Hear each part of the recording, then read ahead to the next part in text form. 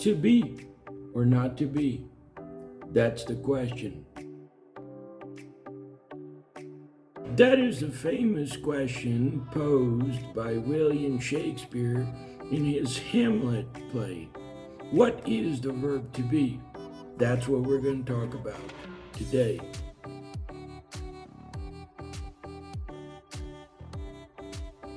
For those of you who do not know what the podcast is, it is a project where I teach you English.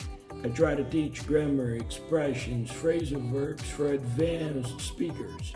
So if that's what you're looking for, please stick around and let's get started. In today's episode of our podcast, we're going to talk about the infamous verb to be.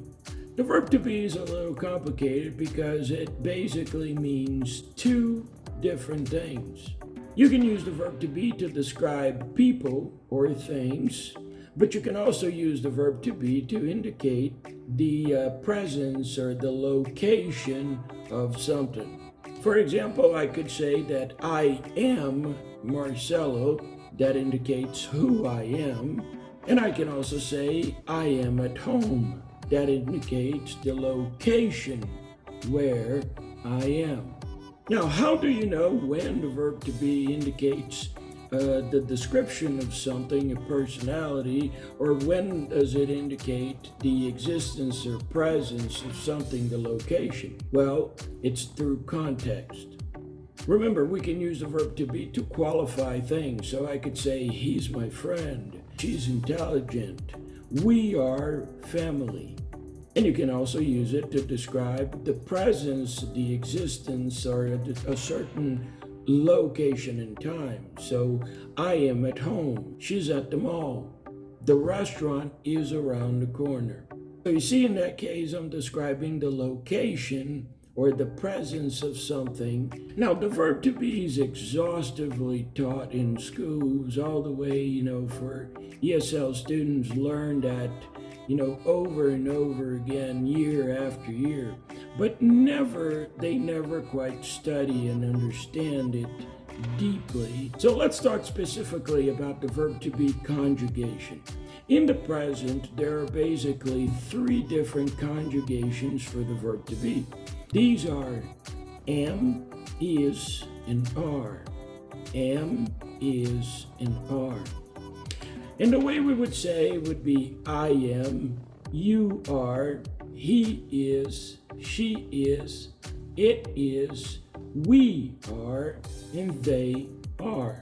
Now, maybe you might be wondering, okay, but what if I say she are or you is? Is that correct? No, it is not correct. Okay, it is not correct to say that.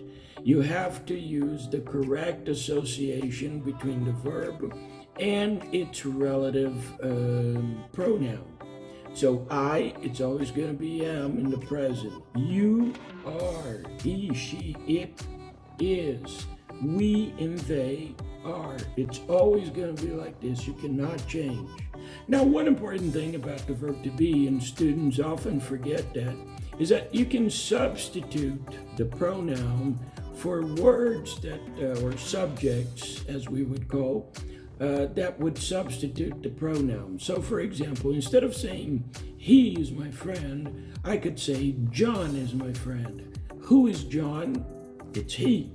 My father is my friend. My father is a doctor. I'm substituting the pronoun he for my father. So, he is my friend. My father is my friend. Because my father is the pronoun he. Same thing goes with she. I could say she's my mother, or I could say Mary is my mother. You see, I can just substitute the pronoun for a subject that makes sense. Now, the negative form of the verb to be is very simple. You just add the word not immediately after the verb to be. So, I am not. You are not. He is not. She is not. It is not. We are not. They are not. Now, there is a contraction form, right? You can contract is not into isn't. And you can also contract are not into aren't. Is there a difference if you contract the negative of the verb to be or not? Well, technically speaking, no. Both of them are correct and it means the same thing. Now, what happens in practice is that in normal conversations, everyday conversations, most people will use the abbreviated negative part. So most people will say isn't and aren't. And if you want to be emphatic, if you want to put some emphasis on what you're saying, then you're going to say, he is not my friend. She is not my girlfriend. You see what I did here? I'm emphasizing the words. And because I'm emphasizing, I choose to use them separate. I choose not to contract them. Now, about the interrogative form of the verb to be, it's quite simple. For you to transform a sentence into an interrogative form using the verb to be, all you need to do is to change the position between the verb to be and the pronoun or subject. So I just changed the position. Am I? Are you? Is he? Is she? Is it? Are we? Are they? And you just continue with the phrase as you would. Now, some people might be wondering, what if I don't change? People will understand, but in terms of grammar, that will be incorrect. So for example, are you busy? Are you busy? Is she your girlfriend? Is he your father? You see, I'm changing the position of the verb in the pronoun or the subject. The reason we change that normally is because it's to indicate that it's a question. So when you see that the verb to be is coming before the pronoun or before the subject, you know immediately that that's a question.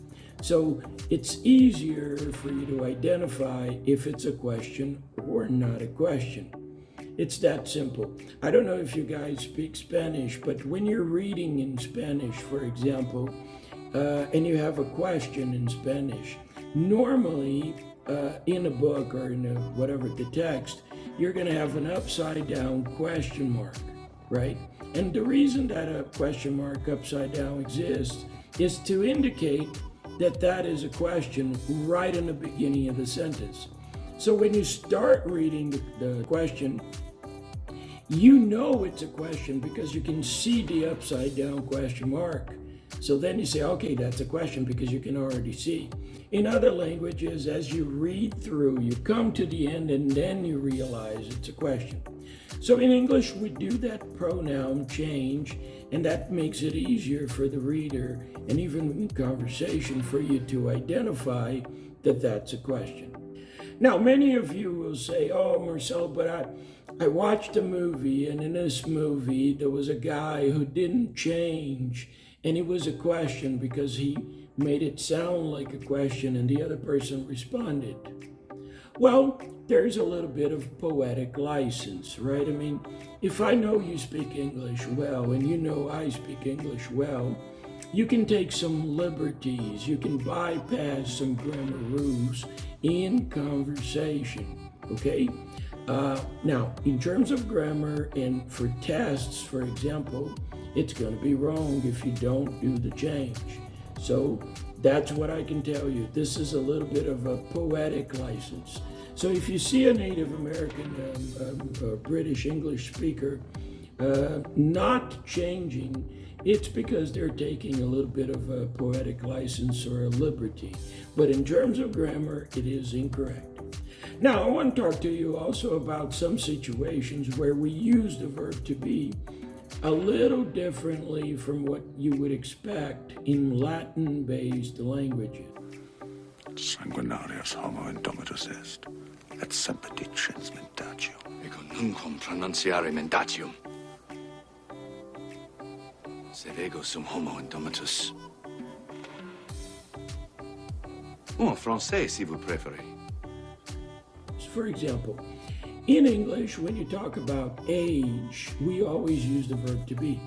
You say, I am 40 years old. You don't say, I have 40 years old.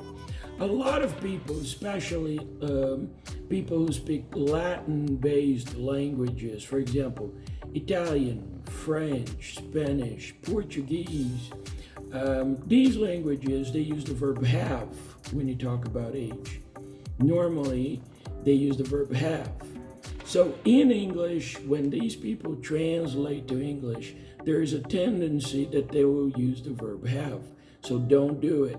In English, we don't use the verb have to talk about age. We use the verb to be. So I am 40 years old. You are 20 years old. She is 35 years old. Another case is when you say you're afraid of something, right? Again, in Latin-based languages, people would say that they have afraid of something, and that is incorrect. In English, the correct is to say, I am afraid of. So, I am afraid of spiders. I am afraid of flying. I'm afraid of dogs. I'm afraid of heights. Whatever it is, you use the verb to be in English. Well, I know this has been a long class, but I hope you got the idea. I hope you understood a little bit more about the verb to be now. Well, that's it for today, guys. I hope you liked this video. And if you did, if you liked this video, please comment on the comment section. Ask questions, and also let me know what kind of videos or what kind of information you would like me to talk about next time. Remember to please share this video with as many people as possible if you like it. Subscribe to the channel so that you can get notified every time I post new videos. Thank you very much. Have a very good day. Bye-bye.